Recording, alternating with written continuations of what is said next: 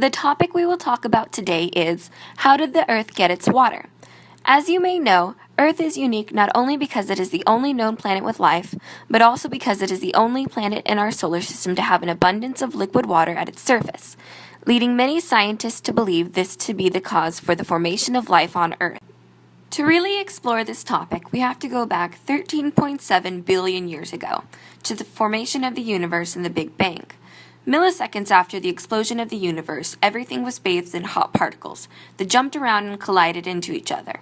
These particles then fused together to become the first atoms. But these early particles were mostly hydrogen, some helium, and trace amounts of lithium.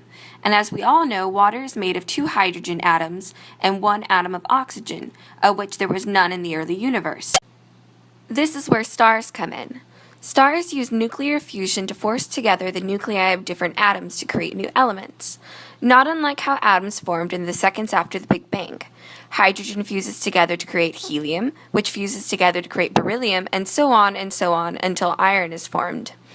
The formation of iron is what ultimately leads to the star's demise. It forces the star's core to become so dense that it has to keep creating heavier and heavier elements in its last seconds of life, until it explodes with the force of everything, scattering its elements all over the universe and killing the star.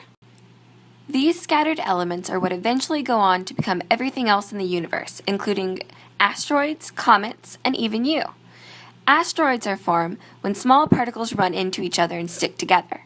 These particles will usually never reach planet size because they form near Jupiter, whose gravity forces the asteroids to smash into each other and break apart. Comets are formed farther away from the sun and are mostly ice. This is why they melt when they get closer to the center of the solar system, and what gives them their trademark tail. It's these asteroids and comets that could be the secret to how Earth got its water. The theory is, after Earth cooled down enough to retain water, instead of just burning it up and releasing it back into space, the planet was hit with asteroids and comets, who left behind their water particles. These particles were trapped in Earth's early atmosphere and permanently stuck on the planet. This is, of course, not the only idea of how Earth came by its water. A competing theory is that Earth formed wet, with all of its water locked away underneath the surface in rocks. The water was then released later after Earth developed a more stable atmosphere. This theory is important for a number of reasons. If it proves true, it could push back the date of life forming on Earth by millions of years.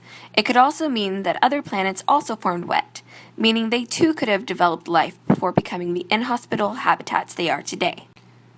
We may never know how Earth really got its water, but I believe we're on the right track. I believe that the only way to really know for sure is to expand our horizons beyond Earth, to keep exploring the universe to compare other planets to ours. Hopefully, with the discovery of liquid water on Mars, we can better learn how planets form and how water is collected and stored on them.